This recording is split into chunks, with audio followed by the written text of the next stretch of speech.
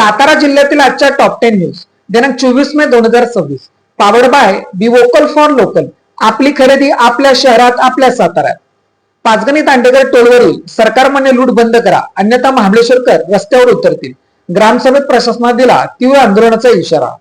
पर्यटनाची राजधानी समजल्या जाणाऱ्या महाबळेश्वरच्या पर्यटनाला आणि प्रतिमेला पाचगणीतील दांडेकर टोल नाक्यावर सक्तीचा टोल वसुलीमुळे मोठा फटका बसत आहे. या कथित सरकारमान्य लुटीविरोधात आता महाबळेश्वरमधील स्थानिक नागरिक, व्यापारी आणि राजकीय नेत्यांमध्ये तीव्र संतापाचा उद्रेक झाला आहे. पर्यटकांची ही छळवणूक आणि आर्थिक लूट तात्काळ थांबवा, अन्यथा संपूर्ण महाबळेश्वर रस्त्यावर उतरून तीव्र आंदोलन करतील, असा थेट आणि गर्भित इशारा महाबळेश्वर ते आयोजित करण्यात आलेल्या जाहीर ग्रामसभेत प्रशासनाला देण्यात आला. ओबीसी जातीनिहाय जनगणनेसाठी कराड येथे धरणे आंदोलन, विविध संघटनांचे प्रशासनाला निवेदन.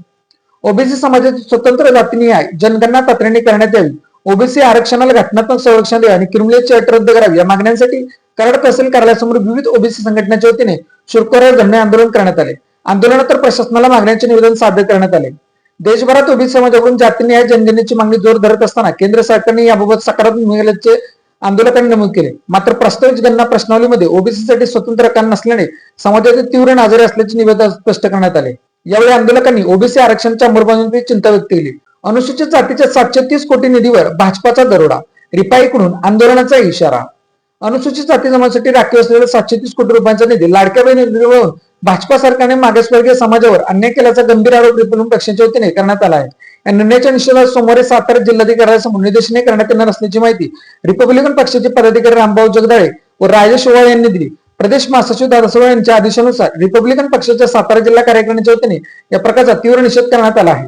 वैद्यकीय बिल मंजुरीत भ्रष्टाचार, दोषींवर कारवाई करा, अन्यथा आंदोलन. रक्षक प्रतिष्ठानचा प्रशासनाला इशारा. सातारा जिल्हा शल्य चिकित्सक कार्यालयामार्फत शासकीय अधिकारी व कर्मचाऱ्यांच्या वैद्यकीय बिल मंजूर प्रक्रियेत आर्थिक गैरव्यवहार भ्रष्टाचार होत असल्याचा गंभीर आरोप रक्षक प्रतिष्ठानच्या वतीने करण्यात आला आहे. या संदर्भात रक्षक प्रतिष्ठानचे जिल्हाध्यक्ष मनोज माळे यांनी जिल्हाधिकाऱ्यांना निवेदन देत सखोल चौकशी करून दोषींवर कठोर कारवाईची मागणी केली आहे. निवेदनात म्हटले आहे की जिल्ह्यातील विविध शासकीय कार्यालयातील अधिकारी कर्मचाऱ्यांची वैद्यकीय बिले मंजुरीसाठी जिल्हा शल्य चिकित्सक कार्यालयाकडे पाठवली जातात. मात्र ही बिले मंजूर करण्यासाठी संबंधित कार्यालयातून पैशांची मागणी होत असल्याच्या तक्रारी वारंवार समोर येत होत्या. या पार्श्वभूमीवर दिनांक 20 मे 2026 रोजी जिल्हा शल्य चिकित्सक कार्यालयातील सहाय्यक अधीक्षक श्रीनिवास जोशी यांना 30,000 रुपयांचे लाच देताना बंगल्यात पकडण्यात आल्याने संपूर्ण प्रकरणाची गंभीरता वाढली आहे. कोरेगावात ऑनलाईन फसवणूक करणारे बोगस कॉल सेंटर उद्ध्वस्त. सातारा स्थानिक गुन्हे शाखेची धडाकेबाज कारवाई, 17 आरोपी व 4 महिला ताब्यात. सातारा स्थानिक गुन्हे शाखा पथकाने कोरेगाव अहमदपूर रोडवरील सुभाषनगर येथे सुरू असलेल्या बोगस कॉल सेंटर छापा टाकून अमेरिकन नागरिकांची ऑनलाईन फसवणूक करण्याच्या टोळीचा पर्दाफाश केला. या कारवाईत 17 आरोपी व 4 महिलांना ताब्यात घेण्यात असून डिजिटल याची भीती दाखवून अमेरिकन नागरिक गिफ्ट वॉउचरच्या माध्यमातून डॉलर स्वरूपात मोठी रक्कम उकळायचे स्पष्ट झाले आहे. सुभाषनगर येथील रिलायबल अपार्टमेंटच्या 4थ्या मजल्यावर Shri Sai logistic and consultants LLP नावाने बोगस कॉल सेंटर चालत होते. फेब्रुवारी 2026 सुरू असलेल्या कॉल सेंटर मधून अमेरिकन नागरिकांना तुम्ही अमेझॉनवरून वस्तू ऑर्डर केली असून त्यासाठी पैसे भरावे लागतील अशी भीती दाखवून फसवणूक केली जात असल्याची माहिती मिळाली आहे. गोडोलीतील संशयास्पद मृत्यूने खळबळ, घातपाताच्या संशयाने पोलीस तपास सुरू. गोडोली येथील भैरवनाथ मंदिरालगत असलेल्या श्री छत्रपती प्रतापसिंहराजे भोसले व्यासपीठाच्या कोपऱ्यात एक युवकाचा संशयास्पद मृत्यू आढळल्याने शनिवारी सकाळी परिसरात मोठी खळबळ उडाली. प्रशांत उर्फ गुड्या यशवंत ससाने वय 27 राहणार कामाडीपुरा असे मृत युवकाचे नाव असून त्याचा घातपात झाल्याचा संशय व्यक्त केला जात आहे. सातारा शहर पोलिसांनी तपासाची चक्र वेगाने फिरत शोध मोहीम सुरू केली आहे. सातारा बोगदा परिसरात ओव्हरटेक करताना अपघात, तरुण ठार. साताऱ्यातील बोगदा परिसरात शनिवारी सायंकाळी दुचाकी आणि चारचाकी झाल्या अपघात. आरे तालुका सातारा येथील करण संग्राम देवकुळे वय 22 रद्दा राहणार गेंडमा सातारा या अपघाताची सातारा तालुका पोलीस ठाण्यात नोंद झाली आहे. करण देवकुळे हा सातारा येथे एका ऑनलाईन डिलिव्हरी कंपनीत कामात होता. शनिवारी तो आरेतून सातारा येथे कामासाठी दुचाकीवरून निघाला होता. त्यावेळी बोगदा परिसरात अपघात झाला. येळगाव तालुका कराड येथे कंटेनरच्या धडकेत दुचाकीवरील एक ठार. येळगाव तालुका कराड गावच्या हद्दीत कंटेनरच्या दुचाकीला धडक बसून झालेल्या अपघातात एक ठार व एक जखमी झाल्याची दुर्घटना शुक्रवारी रात्री 8:30च्या सुमारास घडली. याबाबतची फिर्याद जखमी विश्वजित जगदीश भंडारे यांनी ग्रामीण पोलीस ठाण्यात दिली असून या प्रकरणी कंटेनर चालकावर गुन्हा नोंद करण्यात आला आहे.